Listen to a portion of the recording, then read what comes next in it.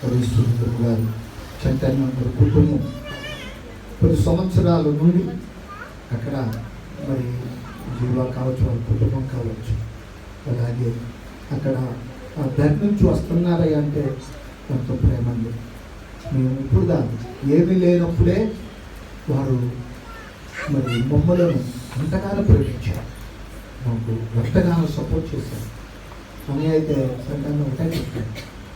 దేవుడు అయ్యా, దేవుడి తర్వాత నువ్వేనయ్యా, దేవుని తర్వాత అన్న మనందరికీ దేవుడు ఉంటాయి అనగాలి. ఆయన అవునయ్యా అవును, కానీ నీవు అంటే మాకు ఎంతో ఇష్టం. ఆ పిల్లలను బట్టి ఈరోజు కుటుంబము ఎంత దేవుడు ఉంటూ నడిపిస్తున్నారు.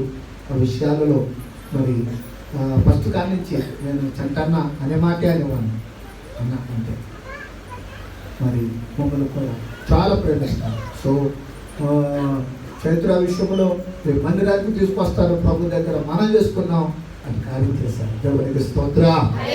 అందరూ చూద్దామా హల్లెలూయా. కాబట్టి దేవుడు నమ్మదగిన దేవుడు.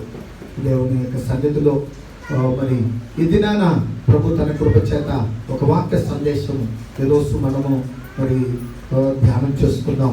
ప్రత్యేకంగా మరి ప్రమోద్కు చెప్పి పంపించాను వాళ్ళ అమ్మగారికి. నేను చెప్పాను రమ్మన్నానని అని వచ్చాడు. దేవునికి స్తోత్రం. అలాగే మోదు కూడా ప్రతి ఆదివారం కనపడాలి. అలాగే దేవుని సన్నిధిలో మనం ఉండాలి, దేవుని సన్నిధిలో మనం నడుచుకోవాలి. దేవుడే చేస్తాడు, ప్రతి విషయంలో దేవుడు సహాయము చేస్తాడు. మరి రేపటి నుండి మరి ఇంటర్ ఎగ్జామ్స్ జరుగుతున్నాయి. రేపటి నుంచి మరి 23rd. కాబట్టి వారిలో మరి మన సంఘ పరిచర్యలో మరి తేజ మరి గిద్యోను వాళ్ళ యొక్క మరి కుమారుడు తేజ రాస్తున్నాడు. అలాగే మరి వర్ష కూడా రేపు రాస్తుంది. కొంతమంది ఇంకా ఎదురైతే తెలుసు ఎంతమంది ఉన్నారు. మ్యాగీ కూడా రాస్తూ ఉంది. మ్యాగీ విషయంలో కూడా ఈ ముగ్గురు విషయంలో ప్రభు సహాయాన్ని మరి దేవుడిచ్చి చక్కగా రాయించుట కొరకై వారి కోసం ప్రార్థన చేద్దాం. దేవునికి స్తోత్రం. అలాగే రాణిపు గారు కూడా మరి గొల్లపూడి నుంచి మరి వచ్చారు. మరి మన పుట్టింటికి వచ్చి తర్వాత మళ్ళా మన కట్టు మీదకి వచ్చారు. మరి వారి ఇంటి దగ్గర ఉన్నారు. సో మరి ఈసారి మరి నిద్ర అయిపోయిన తర్వాత మళ్ళీ వెళ్ళిపోతారు. వెళ్ళిపోయిన తర్వాత మళ్ళా సంఘ పరిచర్యలో అప్పుడు ఆరాధనలోకి వస్తానని నేను చెప్పారు. వారి విషయంలో వారి కుటుంబ విషయంలో ఆదరణ కోసమై వారి కోసం మనం ప్రార్థన చేద్దాం. దేవయ్య గారు మందిరం అంటే, పరిచర్య అంటే, సంఘం అంటే ఎంతో ఇష్టం. సరే, ఆ యొక్క రీతిలో దేవుడు పిలుపునందుకొని ప్రభు దగ్గరికి వెళ్ళారు. ఆ కుటుంబ పక్షాన మనం ప్రార్థన చేద్దాం. దేవునికి స్తోత్రం. మంచిది. ఒక చిన్న వాక్య సందేశమును మనము ఈ దినాన మనము ధ్యానం చేసుకుందాం. 103 కీర్తన ఈ రోజున మనము ఆరాధన కీర్తనగా ఈ కీర్తన భాగాన్ని చదువుకోవడానికి దేవుడు కృపనిచ్చారు. ఈ చక్కటి కీర్తన విలువైన మాటలు ఇందులో రాయబడ్డాయి. చాలా శ్రేష్టమైన మాటలు ఇందులో రాయబడ్డాయి. ఇది దావీదు కీర్తన అని రాయబడి ఉంది. కనుక ఈ కీర్తనలో మనం చూస్తే దేవుని మంచితనము ఎవరిలోనంట, దేవుని మంచితనము ఇదిగో ఈ కీర్తనలో రాశాడు. అదిగో ఆయన అదిగో మరి నీ కోసము నా కోసము అదిగో మరి ఏర్పాటు చేసిన ఆయన యొక్క అదిగో మరి గుణాలు ఉన్నాయి. విశ్వాసతలో గొప్ప కనికరం ఉంది, కృతజ్ఞత ఉంది, ఆయన సన్నిధిలో కుమ్మరింపు ఉంది. ఈ యొక్క కీర్తనలంతటిలో కనబడింది దేవుని యొక్క అదిగో మరి ప్రేమను చూపిస్తూ ఉన్నాడు. ఇందులో 3 భాగాలు. ఒకటి దేవుని స్తుతించుట అన్నాడు. రెండవది స్తుతించుటకు కారణాలు అన్నాడు. మూడవది స్తుతించిన వారిని గురించి రాశాడు. 3 విషయాలు. ఒకటి ఇక్కడ స్తుతించుట, దేవుని స్తుతించాలి. ఎందుకు స్తుతించాలి అని దాని మీద రాశాడు. అదిగో మరి స్తుతించిన కారణాలు రాశాడు. తర్వాత స్తుతించిన వారు కూడా ఇందులో రాసినటువంటి విధానము కనబడతా ఉంది. దేవునికి స్తోత్రం. కాబట్టి ఇక్కడ ఈ కీర్తన చాలా సందర్భాలలో మనం చదువుకుంటాం. ఈ కీర్తన భాగంలో చాలా విషయాలను ఇందులో రాసించారు మన కోసము. ఇక్కడ స్తుతించడకు కారణం అడుగుతున్నాడు. స్తుతించడకు మొదటి 3 వాక్యాలు మనం చదువుకుందామా? నా ప్రాణమా యెహోవాను సన్నుతించుము, నా అంతరంగములో ఉన్న సమస్తమా ఆయన పరిశుద్ధ నామమును సన్నతించుము. నా ప్రాణమా యెహోవాను సన్నతించుము. ఆయన చేసిన ఉపకారములలో దేనిని మరువకము. ఆయన నీ దోషములన్నిటిని క్షమించువాడు, నీ సంకటములన్నిటిని. దేవునికి స్తోత్రం. ఇక్కడ స్తుతించడానికి కారణం చెప్తున్నాడు. ఏం చేస్తున్నాడయ్యా అంటే మన ప్రాణము విషయములోను అంతరంగ విషయములోను ఆయన ఇదిగో మన దోషముల విషయములోను ఆయన మన సంఘటనములు అంటే మన రోగములన్నిటిని కుదుర్చుటలోను బాగు చేయటంలోను ఆయన స్తుతించాలి. దేవునికి స్తోత్రం. ఇదే విషయాన్ని ఇక్కడ అదిగో మరి హృదయపూర్వకముగా దేవునికి స్తుతులు చెల్లిస్తున్న విధానాన్ని కనబడతా ఉంది. ఇందులో మనం చదువుకున్న ఈ భాగములన్నిటిలో కూడా అంటాడు కదా, అదిగో మరి ఆ యొక్క స్తుతించడానికి కారణాలు కూడా 6వ వాక్యం నుండి చదివితే 2 వచనాలు చదువుదాం. యెహోవా నీ నీతి క్రియలను జరిగించుచు బాధింపబడు వారందరికీ. అది దేవుడట. ఎలాంటి దేవుడు అంటే ఆయన స్తుతించడానికి రెండో మెట్టు ఏంటో తెలుసా? బాధింపబడి వారికి న్యాయం తీరుస్తాడు. హల్లెలూయా. మీరు బాధింపబడుతున్నారయ్యా, మీరు శోధింపబడుతున్నారయ్యా, మీరు కష్టకాలంలో ఉన్నారయ్యా, మీరు శ్రమలలో ఉన్నారయ్యా అంటే న్యాయం తీరుస్తాడు. నీ యొక్క న్యాయము, దేవుని యొక్క న్యాయము నీ కుటుంబానికి వస్తుంది, నీ బిడ్డలకు వస్తుంది, నీ వారికి వస్తుంది. నీ కలిగిన అంతటికి న్యాయము తీర్చే దేవుడు ఉన్నాడు. దేవునికి స్తోత్రం. 3వ విషయాన్ని చెప్తున్నాడు కదా, నీ సంకటనలన్నిటినీ కుదుర్చువాడు అంటాడు. సంకటనలు అంటే రోగాలు. అదిగో మరి రోగములు వచ్చుటకు అనేక కారణాల కలం. దాని అన్నిటిని కూడా ఏం చేస్తాడట దేవుడట? ఎంత దానినైనా ఆయన స్వస్థతనిస్తాడు. దేవునికి స్తోత్రం. ఎంత దానిలోనైనా బాగు చేస్తాడు అనే విషయాన్ని ఇక్కడ తెలియపరుస్తూ ఉన్నాడు. 4వ విషయాన్ని మనం చూస్తే, 4వ విషయాన్ని తెలియపరుస్తే ఇక్కడ 3వ వాక్యం చదువుదాం. ఇక్కడ ఆయన నీ దోషములన్నిటిని క్షమించువాడు, నీ సంకటములన్నిటిని కనుక క్షమించే దేవుడుగా ఉన్నాడు. 4వది. దేవునికి స్తోత్రం. ఒకటి ఇక్కడ స్తుతించుటకు కారణం చెప్పాడు, స్తుతించిన వారి విషయంలో చెప్తున్నాడు. ఇక్కడ 3వది రోగములన్నిటిని కుదురుస్తాడని, 4వది క్షమించే దేవుడుగా ఉన్నాడు. దేవునికి స్తోత్రం. అందరం దేవునికి స్తోత్రం చేద్దామా? హల్లెలూయా, హల్లెలూయా. దేవుడు ఇదిగో స్తుతించడము కారణము అంటున్నాడు. దేవుడు అంటున్నాడు కదా 103వ కీర్తన 5వ వచనము. ఇది నా ఒక వాక్యాన్ని మనం చదువుకుందాం. 105వ వాక్యం. పక్షిరాజు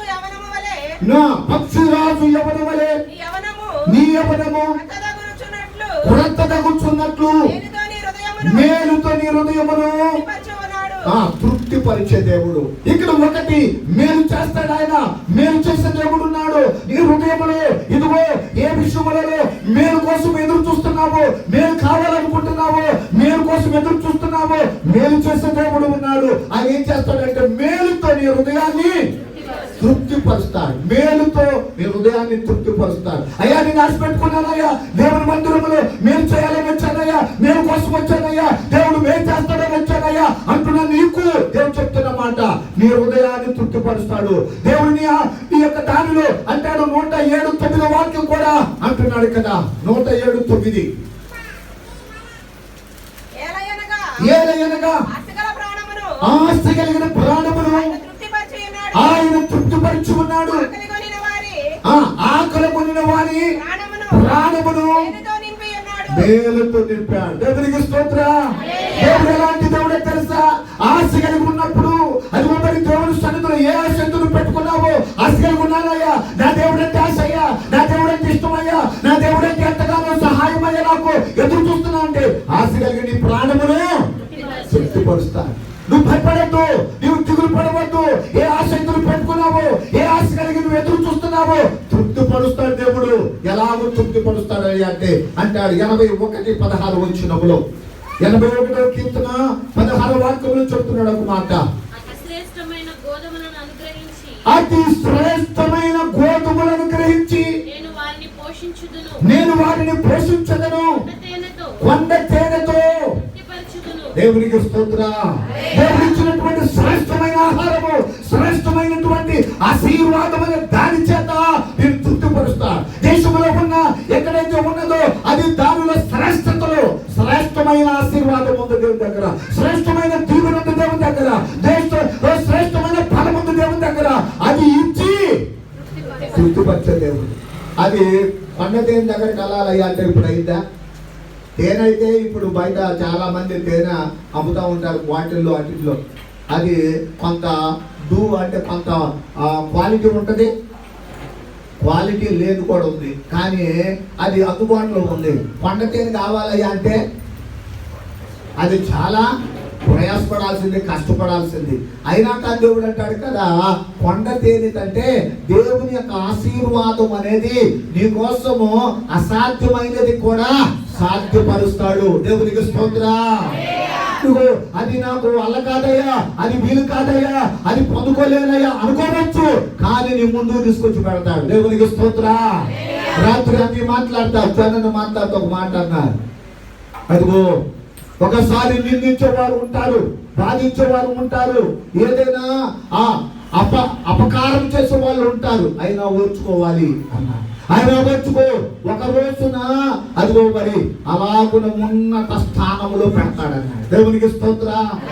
నా విషయంలో కూడా అదే జరిగింది అన్నాడు. నా విషయంలో కూడా అదే నిందించిన వారు ఉన్నారు, నన్ను చులకనగా చేసిన వారు ఉన్నారు, నా మీద ఎన్నో పై ఉన్న అధికారులకు ఫిర్యాదు చేసిన వాళ్ళు ఉన్నారు. వారైతే అక్కడే ఉన్నారు, కానీ నన్ను మాత్రం ఒక స్థానంలో తీసుకొచ్చి కంట్రీలో పెట్టాడు అన్నాడు. దేవునికి స్తోత్రం. ఇప్పుడైతే దేవుని బిడ్డలారా, మనం నమ్ముతున్న మన దేవుడు ఆ నమ్మకమైన దేవుడు ఏ స్థితిలో ఉండగా ఆ స్థితిలో నుండి పైకి తీసే దేవుడు ఉన్నాడు, ఆ స్థానంలో అభివృద్ధి పరిచే దేవుడు ఉన్నాడు, ఆ స్థానంలో నుండి నీ స్థితిగతులను మార్చే దేవుడు ఉన్నాడు. ఆయన నీ కోసము నా కోసము శ్రమలు అనుభవించాడు, నిందలు అనుభవించాడు, కష్టాలు అనుభవించాడు, బాధలు అనుభవించాడు. ఆయన నీ కోసము కొరడాట పడుతున్నాడు. ఆయన నీ కోసము నా కోసము ఆయన కలువరి శిలువలతో రూపాన్ని మార్చుకున్నాడు. ఆ యేసయ్య ఈ ఆశీర్వాద ప్రాణమును తృప్తిపరచడానికి ఆయన మన కోసము ఈ లోకములకు దిగి వచ్చాడు. దేవునికి స్తోత్రం. ఆయన నిజముగా ప్రార్థిస్తే ఆయన సమీపంగా ఉంటానన్నాడు. నిజముగా మొరుపెడితే ఆయన్ని కన్నీరు తుడిచే దేవుడు ఉన్నాడు. నీ కుటుంబాన్ని దర్శించే దేవుడు ఉన్నాడు. నీ కుటుంబాన్ని ఆశీర్వదించే దేవుడే ఉన్నాడు. నీ కుటుంబ జీవితంలో అద్భుతాలు చేస్తాడాయన. నీ పిల్లల జీవితాలు కార్యములు చేస్తాడాయన. అది ఉద్యోగమా, అది వ్యాపారమా, అది చేతి పనా, అది నీ పిల్లల చదువు కోసమా, అది నువ్వు చేసే ప్రయత్నమా, ఏదైనా కావచ్చు, అది మార్గములు సరళము చేసే దేవుడు. దేవునికి స్తోత్రం. దేవునికి స్తోత్రం చేద్దాం. హల్లెలూయా. ఈ కుటుంబ కార్యములు చేసే దేవుడు ఉన్నాడు. ఆయన అంటున్నాడు కదా, ఇది ఒకటి మొదటి మాట మనం చూస్తున్నాము, మేలుతో నీ హృదయమును తృప్తిపరుస్తా. దేవుని బిడ్డలారా, దేవుని యొక్క సన్నిధానములో దేవుడు అంటున్నాడు, మేలుతో దేవుడు తృప్తిపరుస్తాడు. అదే కాలమున లోపల సంఘంలో కూడా ఒక వాక్యాన్ని ధ్యానం చేస్తున్నప్పుడు ఒక చక్కటి మాట వ్రాస్తూ ఉన్నాడు. అంటాడు కదా, ఆ మాట ఇర్మియా గ్రంథము 24వ అధ్యాయం 6వ వచనములో చదువుకున్న ఆ మాట. ఇర్మియా గ్రంథము 24వ అధ్యాయము 6వ వచనములో వారికి మేలు కలుగునట్లు నేను వారి మీద దృష్టి ఉంచుచు. కనుక దేవుడట అందరు ఉన్నారట, అందరు ఉన్నారు, వారు పనులలో అందరు ఉన్నారు, కానీ వారికి మేలు చేయటకై కొంతమంది బిడ్డలు యథార్థవంతులు ఉన్నారు, మేలు కోసం ఎదుకే బిడ్డలు ఉన్నారు, వారి కష్టకాలంలో దేవుని వైపు చూస్తున్న వాళ్ళు ఉన్నారు. వారి విషయంలో దేవుడు అంట దృష్టి పెట్టారట. అందుకోసమే మేలు కలుగుటకై నేను వారి మీద దృష్టి ఉంచుచు ఈ దేశమునకు మరలా తీసుకొని వచ్చి పడగొట్టగా అది కనుక వారిని పడగొట్టును. వారు పడిపోయిన స్థితిలో ఉండరిక, వారిని ఇరవై ఏ విషయంలో తక్కువగా ఉండరిక, వారిని నిలబెడతా కాక. దేవునికి స్తోత్రం. వారిని బలపరుస్తాను, వారిని బలమైనటువంటి వ్యక్తులుగా ఉంచుతాను, వారు బలమైన కుటుంబాలుగా ఉంచుతాను, వారిని బలమైన ఇదిగో బిడ్డలుగా నేను నిలబెట్టబోతున్నాను అంటాడు. దేవునికి స్తోత్రం. ఈ విషయంలో నీతో నాతో మాట్లాడుతున్న దేవుడు నిన్ను బలపరుస్తాడు, ఆయన నిన్ను ధైర్యపరుస్తాడు, ఆయన నిన్ను నడిపిస్తాడు. ఆయన చెప్పినది ఏది కూడా నిరంతకము కాలేదు. దేవునికి స్తోత్రం. అందుకోసం మేలు చేయడానికి వారిని ఏం తీసుకొచ్చాడట, మళ్ళా తీసుకొచ్చారు. వాళ్ళని తీసుకొచ్చి ఏం చేస్తాడట, పడగొట్టగా వారిని కట్టెదను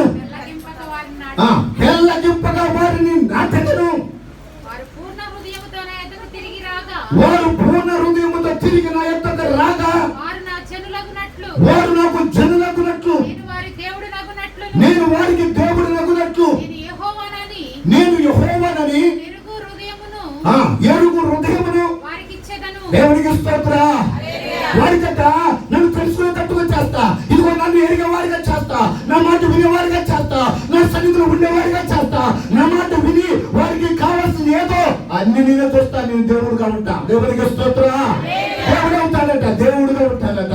ఎలాంటి దేవుడే తెలుసా? అబ్రహాముకు దేవుడుగా ఉన్నాడు, ఇస్సాకుకు దేవుడుగా ఉన్నాడు, యాకోబుకు దేవుడుగా ఉన్నాడు. వారి యొక్క వంశములలో అద్భుతాలు చేసిన దేవుడు. అబ్రహాము దేవుని మాట నమ్మాడంటే అందుకోసం ఆశీర్వదించాడు. ఇస్సాకు దేవుని మాటకు విధేయుడయ్యాడు, అందుకోసం ఆశీర్వదించాడు. యాకోబు దేవుని పట్టుకున్నాడు, వదిలిపెట్టలు ఆశీర్వదించబడ్డాడు. దేవునికి స్తోత్రం. ఈ రోజు నా దేవుడే నీతో నాతో మాట్లాడుతున్నాడు. నిన్ను కూడా లేపుతాడు, నిన్ను కూడా అభివృద్ధిపరుస్తాడు, నిన్ను కూడా విస్తరింప చేస్తాడు, ఈ సరిహద్దులు విశాలపరుస్తాడు, నీ పట్ల కార్యం చేస్తాడు. వారి కోసమే మేలు చేస్తున్న దేవుడు నీ కోసం మేలు చేస్తాడు. చెప్పబడి నేను చేసే దేవుడు ఉన్నాడు. వారిని చూసా, నేను వారి మీద దృష్టి పెట్టానంట. ఎలాగా తెలుసా? మొదటి వచ్చిన ముందు మనం చదువుకుంటే బబులోను రాజైన నెబుకద్నెజరు, యూదా రాజైన యెహోయాకీము కుమారుడగు యెకొన్యానును, యూదా ప్రధానులను, శిల్పకారులను, కంసాలులను యెరూషలేము నుండి చెరపట్టుకొని బబులోనునకు తీసుకొని పోయిన తరువాత అంటే శర వచ్చింది, అంటే శర అంటే సమస్య వచ్చింది. ఇశ్రాయేలు మీదకి సమస్య వచ్చింది, ఇశ్రాయేలు బాధించబడుతున్నారు. అలాంటి తరువాత అంటాడు యెహోవా నాకు చూపగా యెహోవా మందిరము ఎదుట ఉంచబడిన రెండు గంపల అంజూరపు పండ్లు నాకు కనబడెను. కనుక యిర్మీయాతో దేవుడు మాట్లాడుతున్నాడు, అయ్యా యిర్మీయా, ప్రజలు ఆ శరల నుండి వచ్చారు కదా, ఆ ప్రజల కోసం నేను కార్యం చేయబోతున్నా, వారి కోసం నేను మేలు చేయబోతున్నా. వారి కష్టాలు అనుభవించారు, వారి బాధలు అనుభవించారు, వారి మీద దృష్టి పెట్టానయ్యా. ఆ దృష్టి అంటే తెలుసా అని ఒక సూచన చెప్తున్నాడు. మందిరం ఎదుట రెండు గంపలు ఉన్నాయ్యా. ఆ రెండు గంపలు ఏంటయ్యా అంటే అంజూరపు పండ్లు అంట. ఆ రెండు పండ్లు గంపలు ఉన్నాయ్యా అన్నాడు. అయితే ఒక గంపలో ముందుగా అంజూరపు పండ్ల వంటి కనుక అంజూరపు ఆ యొక్క గంపలో రెండు గంపలలో ఒకటేమో మంచిదట, పక్వైందట, మంచిగా ఇప్పుడే పరిపక్వం ఉందట, తినడానికి ఇష్టం ఉన్నది, మంచిగా ఉంది, తయారైనవి ఆ అంజూరపు పళ్ళు ఉన్నాయట అక్కడ. ఎవరికి స్తోత్రం. పళ్ళు అంటే ఎంతమందికి ఇష్టం? చాలా మంది పళ్ళు అంటే ఇష్టం. ఒక్కొక్కరికి స్వీట్ అంటే, ఒక్కొక్కరికి హాట్ అంటే ఇష్టం, ఒక్కొక్కరికి మీట్ అంటే ఇష్టం. మీట్ అంటే వీళ్ళందరూ బిఏ చదువుకున్నారు, అందరూ ఇంగ్లీష్ మీడియమే. ఒకళ్ళేమో ఫిష్ అంటే ఇష్టం, ఒకళ్ళేమో ఫ్రాన్స్ అంటే ఇష్టం, ఒకళ్ళేమో అసలు అన్నీక ఆదివారం ఏదంటే లివర్ అంటే ఇష్టం. లివర్ అంటే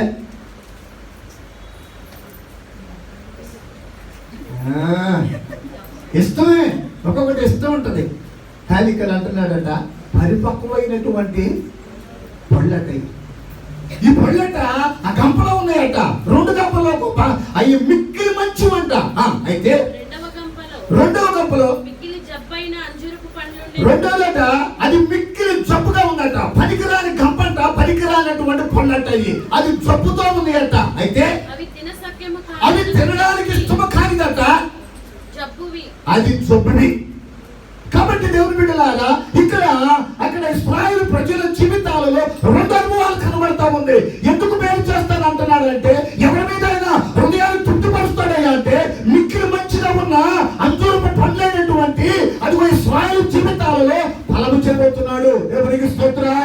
మంచిగా ఉన్న వారి జీవితాలు, మంచిగా ప్రార్థిస్తున్న వాళ్ళు, వారి కష్టకాలంలో ఉండొచ్చు, వారి కన్నీటిలో ఉండొచ్చు, వారి ఉపవాస ప్రార్థనలు చేస్తుండొచ్చు, వారి విషయంలో మానక విజ్ఞాపనం చేస్తుండొచ్చు, వారి మీద మేలు చేయడానికి ఉన్నాడు. దేవునికి స్తోత్రం. అలాగా తెలుసా అంటాడు ప్రకటన గ్రంథములో, ప్రకటన గ్రంథం 5వ అధ్యాయం 6వ వచనంలో చెప్పాడు ఒక మాట. ప్రకటన గ్రంథము 5వ అధ్యాయం 6వ వచనం, మరియు సింహాసనమునకును ఆ నాలుగు జీవులకును పెద్దలకును మధ్య వధింపబడినట్లు ఉండిన సింహాసనం ఉందంట. సింహాసనం మధ్యలో గొర్రెపిల్ల అంట. గొర్రెపిల్ల అంటే ప్రభువైన యేసయ్య. ఆయన అక్కడ ఉన్నాడట. అయితే ఆ గొర్రె పిల్లకు 7 కొమ్ములను 7 కన్నులు ఉండెను. ఆయన ఎవరయ్యా? ఆయనంట అది అందరిని చూసే దేవుడు. ఆ పరిపూర్ణము నిన్ను నన్ను ఈ స్థలంలో ఎంతమంది అయితే ఉన్నారో అందరిని చూసే దేవుడు. అందరి హృదయాలు ఎరిగిన దేవుడు, అందరి బాధలు ఎరిగిన దేవుడు, అందరి కష్టాలు ఎరిగిన దేవుడు. అందరిని చూస్తాడు. దేవునికి స్తోత్రం. ఆయన కన్నులు అంతటా ఉన్నవి. ఆయన నిన్ను నన్ను చూసే దేవుడు. ఆ రోజున 12 సంవత్సరాల రక్తస్రావ రోగిని అది ఒకరి వెనకమాలగా వచ్చింది. యేసయ్య కనబడకుండా, యేసయ్య ఎదుట నిలబడకుండా, యేసయ్య ఎదుట తన స్థితిని చెప్పుకోకుండా వెనక వచ్చిన అది ఓ స్త్రీ యేసయ్య వస్త్రము చెప్పు మాత్రమే ముడితే నాకు స్వస్థత కలిగింది, విడుదల కలిగింది, నేను బ్రతుకుతానన్నటువంటి విశ్వాసముతో వచ్చినటువంటి స్త్రీ అక్కడ యేసయ్యను ముట్టింది. ఆమెలో నుండి ఆమెకు ఒక స్వస్థత కలిగింది. యేసయ్య నుండి స్వస్థత వచ్చింది, యేసయ్య నుండి విడుదల వచ్చింది. ఆమెకు బాధ నివారణ అయిపోయింది. దేవునికి స్తోత్రం. ఆమెకు ఆమె యేసయ్యను చెప్పుకోలేదు, కానీ వస్త్రము చెంది మాత్రమే ముట్టింది. ప్రభు అన్నాడు కదా, అది అందరూ చూస్తున్నాడు. ఏ శిష్యులు చూస్తున్నాడు, అక్కడ ఉన్న ప్రక్కన అందరూ చూస్తున్నాడు. ఎవరో నన్ను ముట్టారు అంటే అంటున్నారు కదా శిష్యులు. అందరూ ముడుతున్నారయ్యా, అందరూ పడుతున్నారయ్యా, అందరూ నిన్ను అనుకుంటున్నారయ్యా. ఎవరని చెప్పబోయేటంటే లేదు లేదు, ఒక కన్ను యేసయ్య కన్ను, అది 7 కన్నులు కలిగిన యేసయ్య, అగ్ని జ్వాలల కన్నులు కలిగిన యేసయ్య, అందరూ చూస్తున్న యేసయ్య, నిన్ను నన్ను చూస్తున్న యేసయ్య ఆ మాట చెప్తున్నాడు. ఒకరు నిన్ను చూసేమని చెప్తుంటే వెంటనే యేసయ్య ఎదుటికి వచ్చేసింది. అంటుంది, అయ్యా ఆ స్త్రీని నేనే, ఆ యొక్క స్త్రీని నేనే, 12 సంవత్సరాలు బాధపడుతున్న స్త్రీని నేనే, రక్తస్రావంతో బాధపడుతున్న స్త్రీని నేనే, ఈ విధమైన ఆరోగ్యం పోగొట్టుకున్న స్త్రీని నేనే, ఇదిగో బాధపడుతున్న స్త్రీని నేనే, ఇంటికి దూరమైన స్త్రీని నేనే, ఇదిగో అనేకమైన నిరాశతో నిస్పృహతో ఉన్న స్త్రీని నేనే, ఆ స్త్రీ నేనే అంటే అప్పుడు అంటున్నాడు కదా, కుమారి నీ విశ్వాసమే నిన్ను స్వస్థపరిచింది, సమాధానము గలదానివై వెళ్ళు. దేవునికి స్తోత్రం. ఈ రోజు అంతమందిలో అదిగో 12 సంవత్సరాల రక్తస్రావ రోగిని చూసిన స్త్రీ ఈ రోజు నిన్ను చూడంటే నిన్ను నన్ను చూసే దేవుడు, నీ హృదయాన్ని నీలో ఉన్న దుఃఖాన్ని చూసే దేవుడు, నీకున్న సమస్తమును ఆయన అదిగో భారమును తీసివేసే దేవుడు. ఆయన నమ్మదగిన దేవునికి స్తోత్రం చేద్దాం. హల్లెలూయా, హల్లెలూయా, హల్లెలూయా. ఈ కాల సమీపంలో అంటున్నాడు కదా, అదిగో ఆ యొక్క పరలోకములనంట 24 పెద్దలు ఎదుటట, ఇదిగో సింహాసనం మధ్యలోనంట యేసయ్య అలా 7 కొమ్ములను 7 నేత్రములు కలిగినటువంటి ఆయన ఉన్నాడంట. అయితే ఆ కన్నులు భూమి అంతటికి పంపబడిన దేవుని 7 ఆత్మలు ఆయన వచ్చి సింహాసనమునందు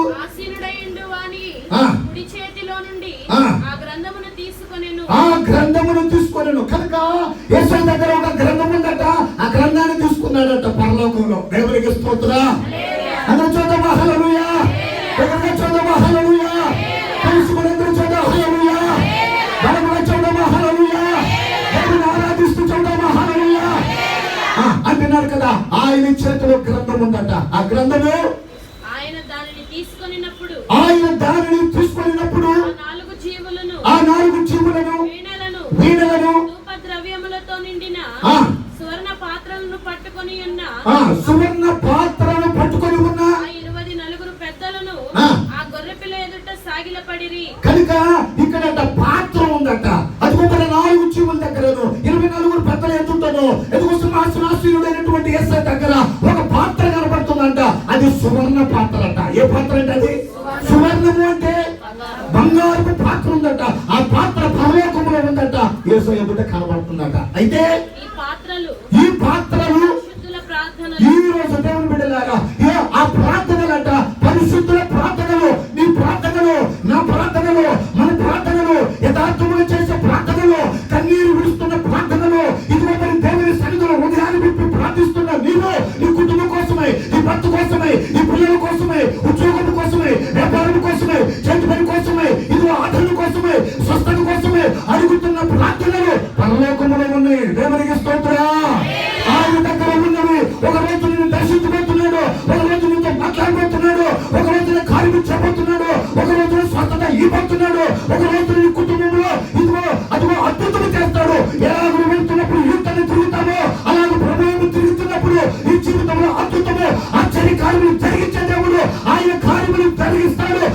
పట్ల మేలు చేస్తాడు. మేలుతో నిన్ను తృప్తిపరిచే దేవుడు. దేవునికి స్తోత్రం. అలాగున ఈ దినమున దేవుని సన్నిధిలో అలా ముందుకు సాగిపోవాలి. మేలు చేసే దేవుడు ఉన్నాడు. మనుషులు కన్నులకు ఆశ్చర్యమే కానీ దేవుడు చేసే కార్యంలో కంటికి కనబడవట, గోచరము కాలేదంట అంటున్నాడు. అలాంటి కార్యాలు చేస్తా. మన మధ్యలో ఇప్పుడు దాకా ఉన్న పిల్లోడు, ఇప్పుడు దాకా మనతో ఉన్న పిల్లోడు, మన మధ్యలో ఉన్న పిల్లోడు యూకే వెళ్ళాడంట, అమెరికా వెళ్ళాడట, ఎదుగో కెనడా వెళ్ళాడట. మన దగ్గర ఉన్న పిల్లవాడు ఎట్లా లేడు? డబ్బు లేదు కదా, ఎనకాల బలం లేదు కదా, ఏమైనా సహాయం లేదు కదా. ఏ డబ్బు దేవుడు, ఇదిగో సహాయం దేవుడు, ఇదిగో మార్గముల దేవుడు, అన్ని చేసి అక్కడ పంపించాడు. చెప్పడం ప్రభుత్వ రాత్రి అని మాట్లాడతా. ఒక వ్యక్తిని నేను అమెరికా పంపించడానికి అక్కడ సెండ్ ఆఫ్ చెప్పడానికి వెళ్ళాము. కార్లో వెళ్ళినప్పుడు అక్కడ వదిలిపెట్టాము హైదరాబాద్లో. వదిలిపెట్టిన తర్వాత అందరూ సంతోషంగా ఆనందంగా ఉన్నారు. నేనైతే దూరంకి వెళ్ళిపోయాను. దూరం వెళ్ళి అక్కడ ఏడ్చాను. ప్రభువా, ఎయిర్పోర్ట్ దాకా వచ్చానయ్యా, మా ఫ్యామిలీ లిఫ్ట్ చేసి ఎయిర్పోర్ట్ విమానాలు ఎక్కించవా. ఒక రోజున ఎయిర్పోర్ట్లో నేను ఎక్కించేవానిగా కాక ఎక్కేవానిగా ఉంచుకో ప్రభువా అని కన్నీరు కాచాను. దూరం వెళ్ళాను. మా నాన్న లేడయ్యా, ఇదిగో నేను దూరం కూడా ఉన్నామయ్యా, మా కుటుంబం చూస్తే తక్కువయ్యా, ఏ ఆధారం లేదయ్యా, చిన్న కుటుంబం అయ్యా, ఆశీర్వదించయ్యా అని ప్రార్థన చేశాడట. రాత్రి చెబుతున్నాడు. అప్పుడు అన్నాడట, సంవత్సరం తిరక్క ముందే ఎదుగో ఎదుగో మరి వదిలిని అమెరికా పంపించాడు దేవుడు అన్నాడు. చెప్పకూడదామా? చెప్పకూడదామా? ఒక సంవత్సరం తిరగ ముందే ఆ పనిని ఆరంభించాడు. ఏ స్థలంలో అయితే కన్నీరు కాచాడు, ఏ ఎయిర్పోర్ట్ లో ఇదిగో మరి అలా కూడా ప్రార్థన ఎదుగు చేశాడు, అలా కూడా ప్రార్థన విని తెప్పించాడు. ఇప్పుడు అంటాడు, ఎదుగు నిన్ను కూడా దేవుడు మరి సంఘముల నుంచి అనేక మందిని పంపించాడు, పంపించి వారిగా నిర్ణయించాడు. ఇప్పుడు నిన్ను ఎక్కించబోతున్నాడు, ఒక ప్రయాణం నీకు టూర్ ఉంది అన్నాడు. చెప్పబడతామా? చెప్పబడతామా? నా కోసం కూడా ఒక టూర్ ఉంది, టూర్ కోసం ప్రార్థన చేయండి. ఎక్కడికి వెళ్తానో అది తర్వాత వెళ్ళొచ్చు, తర్వాత ఇప్పుడు కాదు, అది సీక్రెట్.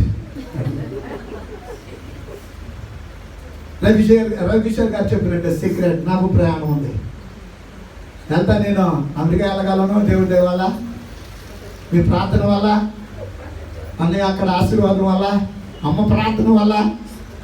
తర్వాత యూకే కూడా వెళ్తాం మన ప్రభావం దగ్గరికి.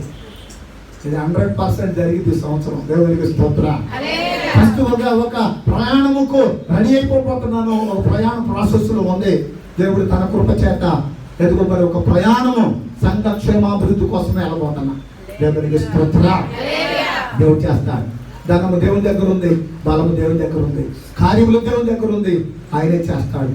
అదిగో ఏ దేని కాదు, దేవుని మాట మనం వింటే మేలుతో మన హృదయాలను ఈ దినాన్ని అలాగున కీర్తనకారులు 103లో చెప్పినట్లుగా తృప్తిపరుస్తాడు. నిన్ను నన్ను తృప్తిపరచు ప్రభు ఉన్నాడు, నిన్ను నన్ను ఆశీర్వదించే దేవుడు ఉన్నాడు, నిన్ను నన్ను మరి నడిపించే దేవుడు ఉన్నాడు. ఏ విషయమై భయపడక దేవుని మాట విందాం, దేవునికి లోపడదాం. ఇటు మాటలు ప్రభు మన వినికిడు దేవుడు దీవించి ఆశీర్వదించుగాక.